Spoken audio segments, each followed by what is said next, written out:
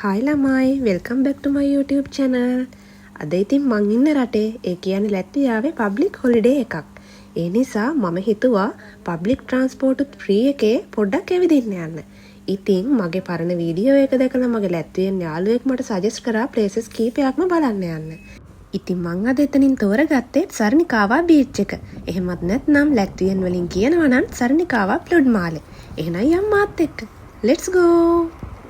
අපිට ට්‍රේන් එකටත් වෙලා තිබ්බ නිසා අපි ආව රිගාවල සෙන්ට්‍රල් මාකට් එක පැත්තේ රවුමක් දාන්න.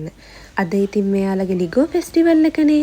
ඒ නිසා ලොකු කුඩා හැමෝම ෆ්ලවර් ක්‍රවුන් ගන්න මෙතනට ඇවිල්ලා හිටියා. ඉතින් මෙතන තිබ්බ එක එක විදිහේ මලුත් බලාගෙන අපිට ට්‍රේන් එකට තිබ්බ වෙලාවත් හරි නිසා අපි ආවා ස්ටේෂන් එක පැත්තට. මේ තියෙන රිගාවල සෙන්ට්‍රල් ස්ටේෂන් එක. එහෙනම් යන් අපිත් එක්ක ගමන පටන් ගන්න. Let's go. රිගාවල ඉඳන් කිලෝමීටර් 25-30ක් දුරින් පිහිටි සරණිකාවා බීච් එක අයිති වෙන්නේ මෙහි තියෙන ආදාසි කියන මුනිසිපැලිටි එකට.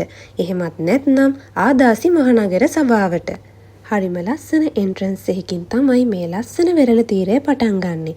ඔයත් සමයකට යාළුවොත් එක්ක එළියට යන්න හිතන් ඉන්නවනම් සරණිකාවා යන්නත් අමතක කරන්න එපා. එහෙනම් let's go to the beach.